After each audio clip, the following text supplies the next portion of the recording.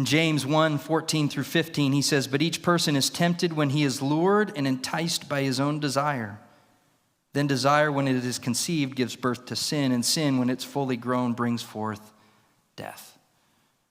So not only external voices, but there's internal voices. And they're fed by the external. And we have to wrestle with these passions, these desires, these appetites we have that want to lure us away and convince us that that is more satisfying ultimately than walking lockstep with Jesus Christ. And when we allow these internal voices to lure us away into pleasures, then we are distracted and distorting the reality that Christ has promised us in him, our satisfaction and all the treasures that he holds. There's culture. Culture has a voice. Culture has messages like self-help.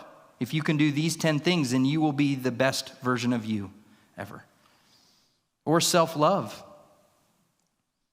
Culture is now communicating that you just need to love yourself more and better. Is that really what we need help with? When Jesus says, love your neighbor as yourself, the implication is that you have no issues prioritizing yourself, and that maybe you need to prioritize your neighbor in the same way that you prioritize yourself. I don't think self-love's our problem. Self-satisfaction. You just need to treat yourself. You need to take care of you. Don't take care of other people. Take care of you first. And there certainly are some lessons to be learned here. And I'm not saying that if you treat yourself to an ice cream cone or something, you're going to hell. But the idea that these voices are true and speaking truth, that's what's dangerous. We have a social media that is constantly screaming at us as we swipe through for minutes or hours on end, and we walk away feeling inadequate because we think, well, their life's better than mine. It certainly looks like it. They look like they're having way more fun. They go on better vacations.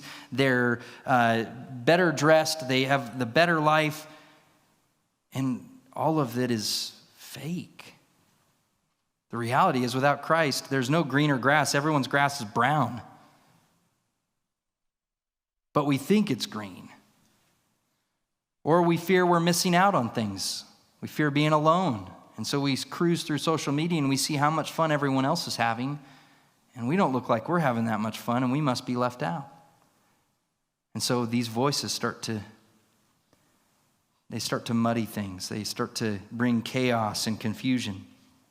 And so tuning out the many makes it possible to hear the only voice that really matters. So how do we do that? I don't think we make a laundry list of all the voices, but I do think it's important to identify those voices that we tend to listen to most. And you know what they are.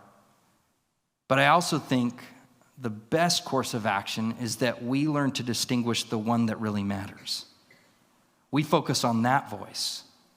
We learn to distinguish the one voice that is the truth of Christ and him crucified and what that means for us.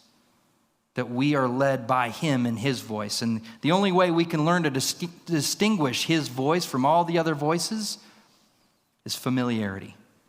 When we're familiar with his tone, his cadence, the kind of language he uses, the way that he talks, well, then we can hear his voice and focus on his voice over all the other voices. But it only comes through familiarity. He says in John 10, "My sheep hear my voice, and I know them, and they follow me. I give them eternal life, and they will never perish, and no one will snatch them out of my hand."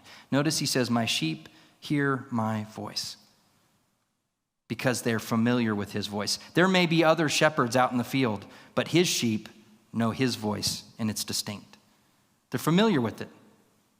They know it more than any other voice. What I can liken this to is an experience I had growing up. I grew up a wrestler. Started in first grade, wrestled through ninth grade. Many years of wrestling. And one of the things that I remember in the first couple of years of wrestling, again, I'm in first, second grade, is you had to do it a lot. There's no way around it. If you want to be good at wrestling, you have to practice a ton. So we were there 5 nights a week for a couple of hours in this same wrestling room with the same guys, the same coaches, night after night after night for months, year after year. And I remember early in my wrestling career, the importance of being able to hear my coach. You see, at a wrestling match, if you've ever been to one, it's chaos. It's utter chaos. You're in a gym, there's mats everywhere, there's multiple rings all set up, and each of those you've got judges, you've got scorekeepers, you have coaches, you have athletes, you have fans, you have all this noise. And I remember one particular time I was at Flathead High School, we were on the stage, and that was the pairing room. So when you start, you go in and you get weighed, and then you're paired up with all these people that weigh the same as you. And so you're in this weight class, and you're waiting to be paired up and go out and wrestle, and then you do it again and again and again. And so I remember being in the pairing area, and I'm paired up with this guy, and the voices start just then. Voices internally like, do I think I can take this guy or not? You're kind of sizing him up, you're looking, you're like, okay. And then the verbal voices start happening where he asks, so how long have you been wrestling? How many times have you won? How many matches you won today? How many pins do you have? And all of a sudden, the voices start, and the talk starts.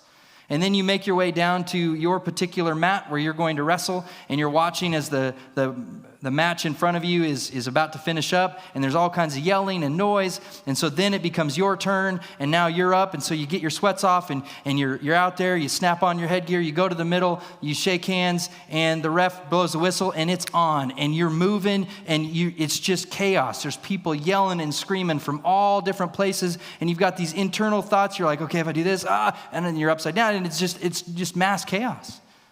And it's noise. There's voices flooded in that room, and it's an echoey gym. And I remember being done with the first round, and I come off, and I am sure that I'm losing in points. I felt like I was losing. And now, as a young first grader, I'm pretty emotional because this is really, I'm anxious, this is overwhelming, I'm not having fun, like this is hard, and I'm like, this is horrible. What have I done here? And I remember I'm standing on the side, and I'm breathing really heavy because wrestling's really hard, and I'm emotional, and I'm trying to catch my breath, and my coach is like, Chad. He grabs me by the shoulders. Coach Conan, he's a great man. He looks at me and he says, hey, look at me, right here. Listen. And I'm looking all around, and he grabs me by the face. Listen, you're ahead right now. And I'm like, what? And I look, I'm like, I got more points. He goes, now listen, it's crazy out there, but I need you to listen to my voice only. Listen to my voice. You got to tune everything out, but you got to listen. Can you hear me? I'm like, yeah, coach. So we go out there, round 2, same amount of chaos, same amount of voices flooding in. But now I'm like, okay, listen to coach. And it starts again, and we're after it, and I hear him go, grab the knee, pull it. Now, get around, slide his arm off, get around, get behind. And he's walking me through all the things I need to do that he can see that I can't. And I have to tune out my own doubts. I have to tune out all of the other coaches that are yelling and screaming things, all the other fans and friends and fellow athletes that are telling me to do things. I just listen to coach. And in a little bit of time, bam, I pinned the guy. It was cool. It was so cool. Because I knew his voice. I had spent time with coach, hours and hours and hours in that wrestling room, hearing him give instruction, guide me. And so when I focused on his voice alone, it wasn't that the other voices stopped, but I was tuned to his voice, which allowed me to tune out all other voices that didn't matter. And so when we, in this life, are in this chaotic time of many voices, are we familiar enough with his that we can tune all the others out and focus on the only one that matters?